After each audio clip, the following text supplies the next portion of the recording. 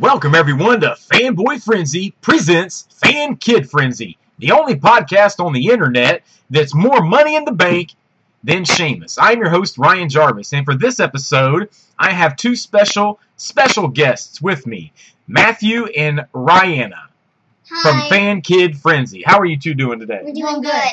Very, very good. This particular episode, we're going to be real short, real brief with you about our thoughts on WWE 2K16. We're going to talk a little bit in brief what they've announced thus far at Gamescom and some of our particular wants that we hope they add to this year's game that haven't already been announced. So maybe by the time this video comes out, more information from Gamescom will have been made available to all of us. But without further ado, let's go on and talk about WWE 2K16. So Matthew, I'm going to start with you.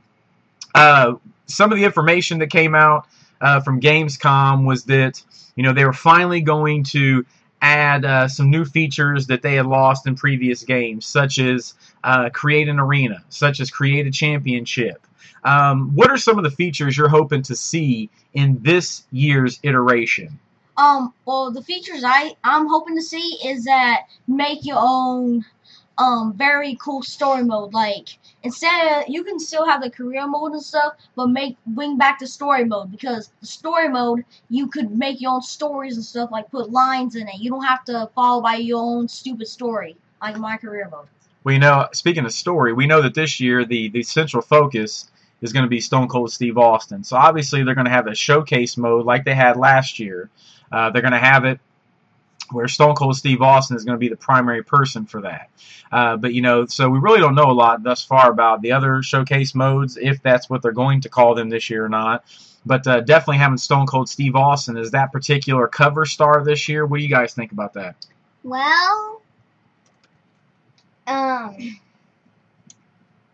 think it's pretty cool. You think it's pretty cool? What about you, Matt? Well, I actually think it's pretty swag because, well, the thing is that Stone Cold's never, I don't really think Stone Cold's ever been on a WWE cover before. And so this is like a new feature. Like, they had like John Cena for 2K15, The Rock for 14. And Daniel Bryan. And Daniel Bryan at the same time. They also, but I think John Cena had it most because on 2010, he was on the cover, with getting ready to add to Adjustment Randy Orton. And then on 2011, he was with The Miz, Big Show, and John Cena. And John Cena was with both of them. So, yeah. Well, I think Stone Cold, you know, being the most popular, the biggest money maker in WWE history, I think it's apropos. It's good that he's finally on a game of his own, you know, for at least having that cover art. I think it's really good. Although Steve Austin's been in so many games, I mean, it's almost, to me, I don't even use his character anymore because I played so many other games with him as the, you know, as a part of the game, that to me having him in the game is nothing special. I mean, it's been done to death. But having him as the cover star and having the story kind of focus around him, I think that there'll be some really neat things that'll be added to that. Now, speaking of other things that were added or brought back, Rihanna, you being a female and a part of the FanKid Frenzy team, what's your thoughts on them adding the Create a Diva back this year? I think that's awesome because on the other ones they didn't have it. Yeah, last year and I think for the reason for that is because last year most people would agree with me, I'm assuming, that even though 2K was involved in making 2K14, WWE 2K14, the beginning of that development cycle, THQ already had it up and running. So, I mean, they just kind of bought the name and they add a little twist, like having some of the superstars talk during the entrances and such, but, you know, they didn't have a lot of time to really make it 2K swag, you know what I mean? But last year, 2K15, you know, they add a lot of depth to the game, and, you know, did a lot more little nuances with it, which we'll get into maybe in another video. But with that being said, they didn't have time to include the Divas. So, obviously, this year, it looks like you're going to see Sasha Banks, because she was shown as doing motion capturing for this game back in, like, earlier in the year.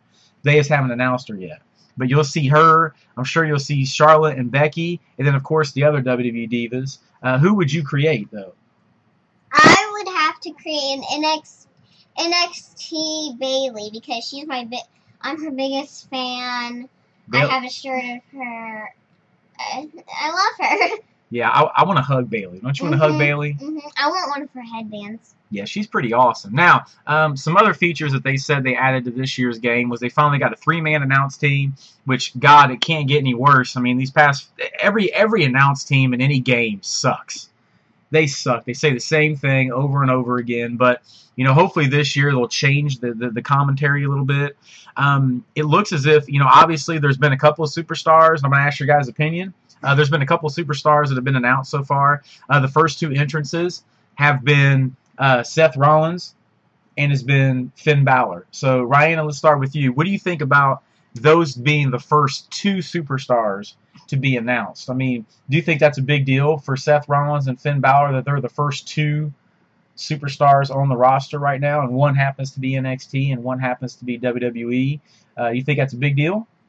Well, I don't think it's a big deal because they're just superstars, but I think it would be cooler instead of a WWE and an NXT. I just think they should just do like 2 NXT or 2 WWE, because I got you. Instead, just 1 and 1, give you 2 NXT stars and kind of even it out. So every time they put a WWE superstar out and let you see their entrance, they should do the same thing to an NXT.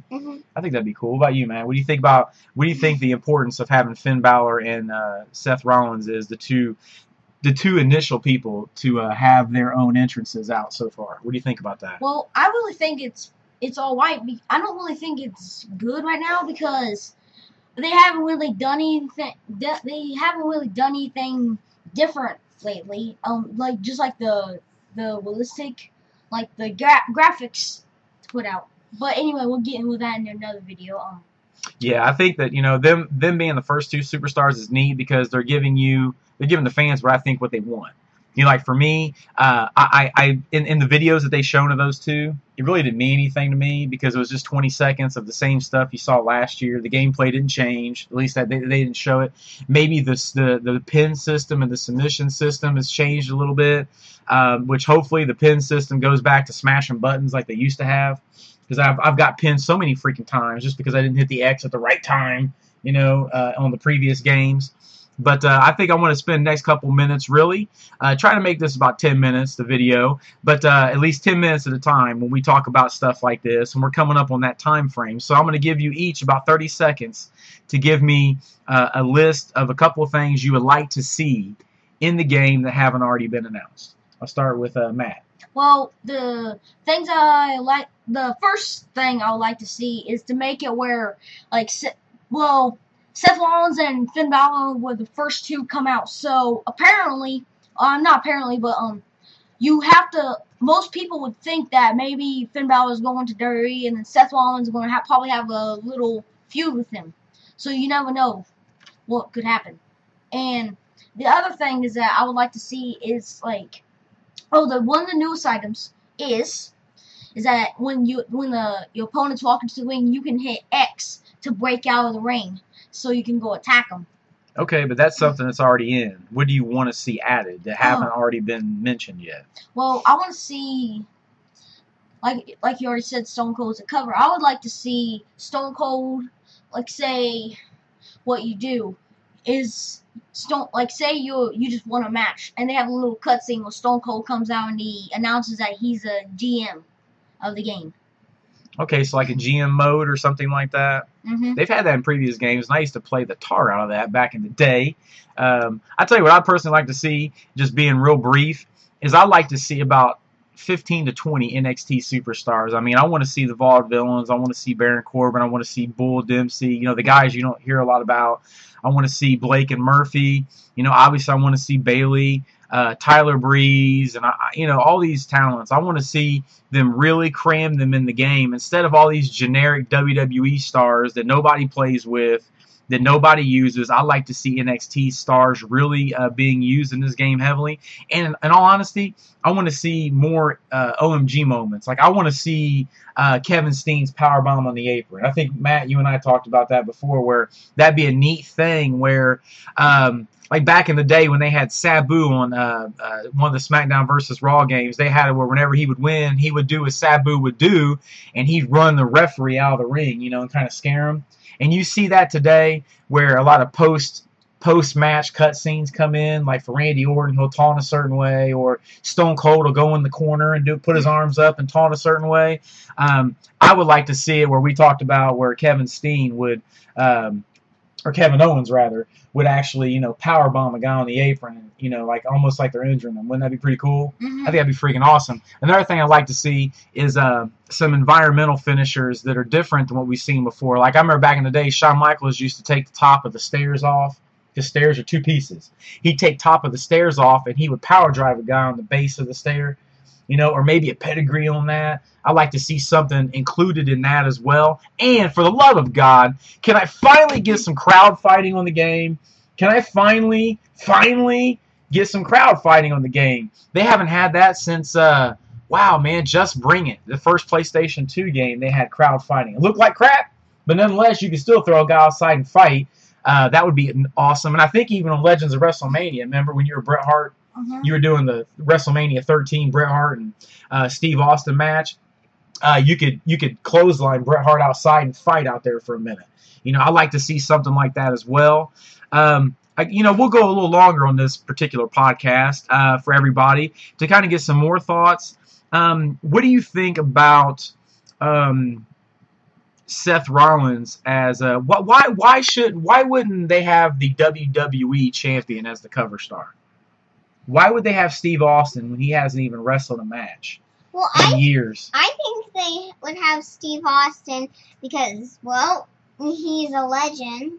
Okay, I can go with that. What about you, Matt? What do you think? Well, I think I agree with Diana, but I also think that maybe because he hasn't been on any WWE cover ever, on any WWE cover I've ever played, every WWE game I've ever played in my entire life, he's never been in on any of them. Well, I think it's good that Steve Austin's going to be that guy. But I do remember a few years ago they made a collector's edition with Steve Austin as that person. Just like last year, you know, we bought in the Fanboy Frenzy headquarters, we currently have last year's PS4 Hulk Hogan collector's edition, which came with a piece of the mat that he returned to the ring with prior to WrestleMania 30. And it comes with an autograph and such. Steve Austin had his own collector's edition a couple years ago. But, I mean, that's not the same thing as having him as the primary cover star.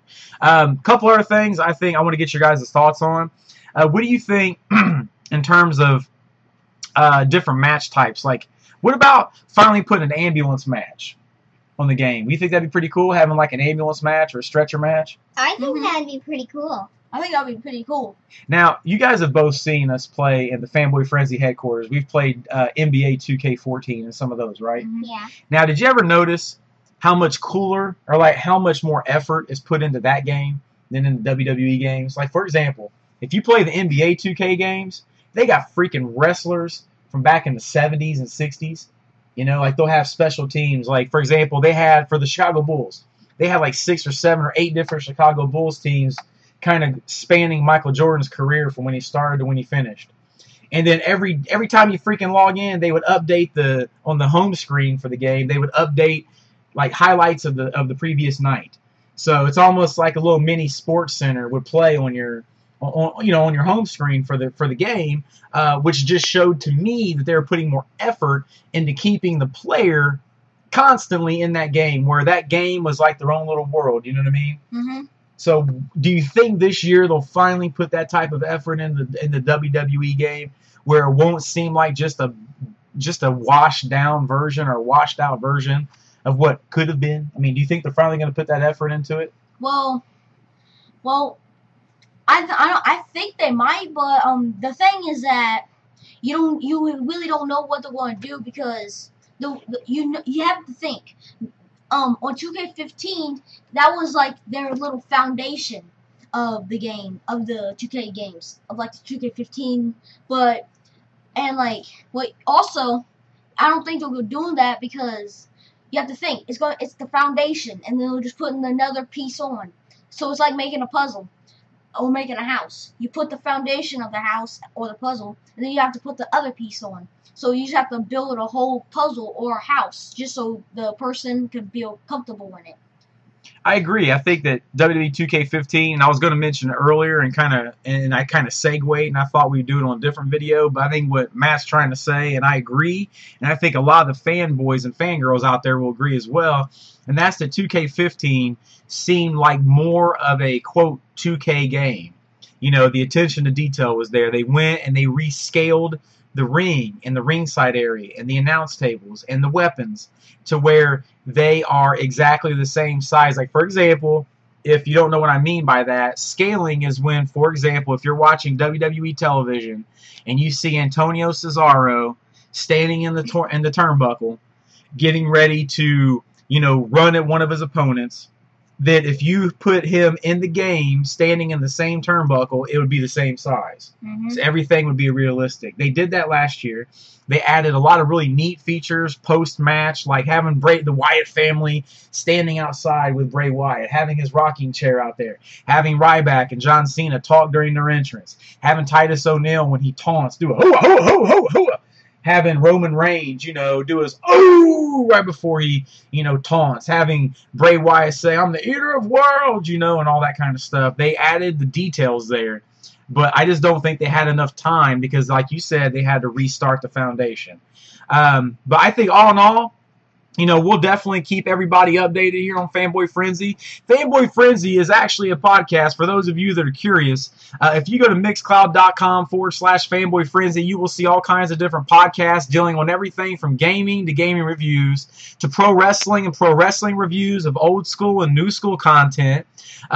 And we even have shows dealing with politics and social issues, and we interweave those social issues with gaming and pop culture. So really, we are an all-inclusive podcast that you can download for free at mixcloud.com/Fanboy Frenzy. Now, our YouTube page, we're going to continue to start uploading all of our podcasts to YouTube. So from the comfort of your school cafeteria all the way to your bedroom at home, to the living room at home, or even on your way to a destination in the car, you will be able to listen to our content at your leisure. But this is one of the very first, I think it may be the second FanKid Frenzy we've done, which is basically a way that we can give content out there to children that all the parents out there know will be kid friendly. So we ask you to continue to support and to subscribe and comment below. And I want to thank Matthew and Rihanna for coming on the show today. Do you have anything else you want to say? Well, yeah, I actually have a question for you.